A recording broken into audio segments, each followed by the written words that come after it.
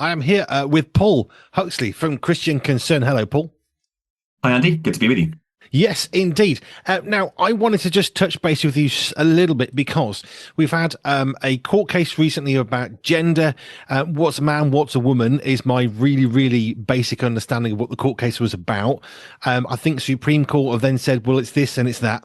So do you want to just talk us briefly? What court was it and how did that get to court? I'll do my very best with that. This was the Supreme Court of the United Kingdom, which is the highest court in our legal system. So it's a very important judgment. It comes as a result of some lack of clarity in the Equality Act and what the Equality Act means when it says the word woman. So for some time, different people have had different ideas or claims about what the word woman means within that act. And the Supreme Court was saying eventually in its judgment last week that when it says woman, it actually means biological woman, what someone really is according to their physical reality, and not according to whether they believe that they are something else, what they identify as. The Equality Act 2010 basically protects people against discrimination on various different grounds. So things like age and sex and religion and these sorts of things. And one of those things, as I mentioned, is their biological sex. But there are some very detailed bits within the Act where it talks about women in particular. And some people wanted to say that included trans women. And the court has now said a lot more clearly that no, that refers to biological women. Otherwise, the Act as a whole is incoherent. It doesn't make sense. So basically, we've got a sort of return to sanity on that particular point in the law.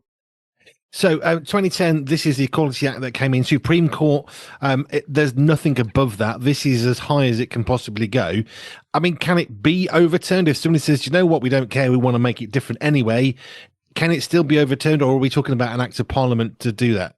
Yes, basically an act of parliament would have to take place. And what we've seen in the last week in response to this is lots of Labour figures who were sort of perhaps unsure about what the law said, or unsure about what they think about whether trans women are women or not, have come out basically to say that they agree with the law as it stands. So it doesn't look like anyone's going to change that law in the near future. But the case that's been very prolific of late, which is the one I just think, well, this has got to surely translate into some actionable change, is the Darlington Nurses. So give us a quick overview for people who perhaps have not caught what's gone on, and then can you update us with where we're at with the Darlington Nurses, especially with the Supreme Court ruling?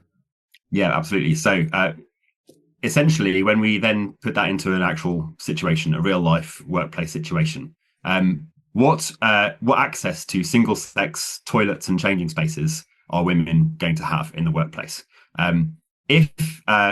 If toilets and changing rooms are based on someone's sex, i.e., you're only allowed to go into the female ones if you are actually female, then that's one thing. If it's based on what someone identifies as, then you basically lose the meaning of those single sex changing spaces. And that's what happened to these nurses in Darlington. They had a situation where someone who is a man and who calls himself Rose had access to their changing rooms and was making lots of the women there feel very uncomfortable about his presence, the way he was behaving there. And so they went to their trust, to the hospital, and said, look, this is not great. We need to have our own changing space where we're safe, or kind of where we're made to feel safe, rather than kind of sharing the space with a man. They didn't react very well to that. They said they need to be re-educated, and basically allowed Rose to keep on using those facilities, and still are to this date. So there's a legal case about that that we at Christian Legal Centre are supporting. That's gone to the Employment Tribunal, but for various reasons, that's had to be delayed till October this year. So that's going to keep coming at that point. But this ruling is going to be very helpful in that case, because it's basically making clear that those single sex spaces that people can expect to get when they are in a workplace, and that they have access to those single sex spaces, really do mean in law single-sex spaces and not single gender identity spaces, if you see what I mean. So one would hope that when we get to October or even beforehand, I mean, I'm guessing it's possible. Is it that the NHS Trust, is that right? They could actually then undo this and say, okay, the law's changed. We don't need to wait for October. Let's fix this now. I mean, is that actually a possibility? Those sorts of things are definitely possible. And if you look at the kind of noises that are made by people like Wes Streeting and other politicians and bodies like the Equality and Human Rights Commission, they are essentially suggesting that NHS trusts need to change their policies or to make clear their policies that these sorts of spaces are meant to be single sex and not single gender identity, and basically change those policies.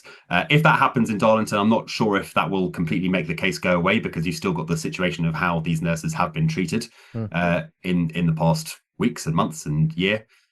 So it doesn't necessarily make the case go away, but it would certainly resolve the issue at hand. So, I mean, even if the trust say, okay, great, you can have your single-sex toilet, we're going to honour now what the Supreme Court says, so this is your toilet only, there's still the fact that they've been through, I mean, I don't even know what the right word is from my own perspective, trauma. I don't know quite how you would describe what they've been through. Yeah, some really have. I mean, one of the nurses has had a history of kind of abuse and these sorts of things, and was made to particularly feel uncomfortable in that situation by the details of how Rose talked, like, are you not getting changed yet? And Rose, I mean, you have to understand that Rose isn't just Rose is someone who largely looks like a male and is openly trying to get his girlfriend pregnant, or has he openly made those sorts of statements. It's not someone who you might imagine as a trans woman who's really trying very hard to kind of fit in the kind of their new gender identity as a woman. This is someone who really does, for in general, look like a male and act like a male. So that's another element to how it's making these women uncomfortable. So essentially, regardless of what the trust does, there's still an ongoing battle for not even just necessarily recompense, but it needs to be made right what's been done, because until it's changed, not just by the trust, but actually the trust needs to acknowledge, yes, we got it wrong, and also, by the way, the court was backing that up, and also, by the way, you've been treated really, really badly, and we're really sorry. There needs to be something to make that right as best as possible. Yeah, I think so. I mean, I'm not their legal representative, and obviously, if the trust made an offer to them, then that would be for them to decide. And with their lawyers, I'm not a lawyer, but that would be my understanding of the situation. Yeah. Fine. So hopefully some good improvement for the Darlington nurses and other people who struggled, because the Darlington nurses may well be the one that we see in the news or what have you, but I would imagine, I can guarantee this, they're not the only ones struggling with this issue. No, and I think Christians in particular, for the last 10 years or so, when I think we've seen the height of the kind of transgender ideology in this country and also in America, we've really seen this explode in the last 10 years, basically since shortly after we implemented same-sex marriage, and then this became the main issue that was kind of pushed around. We've seen Christians really be at the forefront of kind of hitting these issues. There are many, many Christians who we've supported, the Christian Legal Centre, and also elsewhere, people like David Macareth and Joshua Sutcliffe, so many other Christy Higgs. We've talked about some of these before when I've been on Pure Radio, but so many Christians who, for speaking and kind of acting consistently with their understanding that men are men and women are women fundamentally, and that's how God has made people, and this is how we should treat them. It's those people who have generally got into trouble at the workplace or elsewhere for saying what they genuinely believe, and what this court is essentially now saying or pointing towards being reality, that when we say trans women are women, or when someone says that, that's just ideology. It's not real, and it's not in law either. So it's really been Christians who've been at the forefront of kind of sharing the truth about what that is, and really it is about coming back not only to what God says about things, but just simply what is reality, and just acting in line with the physical reality that we are made in. Presumably, if people have been taken to court and lost employment or whatever variation it might be, now we have the Supreme Court ruling. presumably they could actually go back and say, well, I lost, but look at what the Supreme Court said. Can you actually go backwards and say, actually, I want my judgment to be overturned? In my understanding of the Christian Legal Centre cases, at least, I don't think the same area of law is particularly relevant to our employment cases. Okay. Where that might be the case, however, is in Christy Higgs's case, which we had also in at the end of February. I think she was dismissed initially for a Facebook post that challenged transgender ideology, and there was a very helpful Court of Appeal judgment. That's one step down from the Supreme Court, which basically upheld freedom of speech. Now, that one applies to loads of other cases, and some of those older cases may possibly be reopened because of that. However, I don't think this one directly applies to the sorts of cases that we've been involved with anyway. Okay, Paul, thank you. I just thought it'd be good just to have a little bit of a catch up, because this was big news. It's been across the world. It doesn't matter where I've looked, social media, different newspapers. This has been very much, look at what the British have said. They've now stated this, and I'm guessing potentially that could help other nations to think, maybe we need to look at this. But I just thought it'd be helpful just to have a bit of a catch up, especially in light of the Darlington Nurses. I saw stuff from J K Rowling the other day saying this has been going on. So I just thought a little bit of clarity from Christian Concern yourself would be helpful. So thank you, Paul, for your time.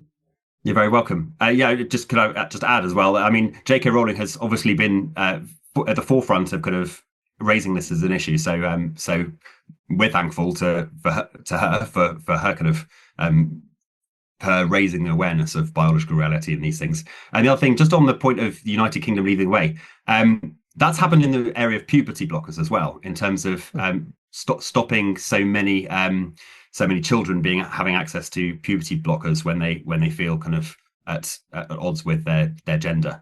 And there seems to be something about the English or the United Kingdom culture where we come back to reality a bit quicker, possibly than some other countries. So that's something at least to be pleased with in terms of the United Kingdom. Fair enough, Paul. Thank you. Christian Concern. If people want to get hold of you, what's the website? Because I can never remember the end. ChristianConcern.com. Very simple. We'd love to hear from you and for you to sign up to our emails for these sorts of updates and to join us as we try to bring Christ to our nation. Thank you. I don't know why I can't remember .com. It's such an obvious one. But yes, ChristianConcern.com. Paul, thank you very much. You're welcome.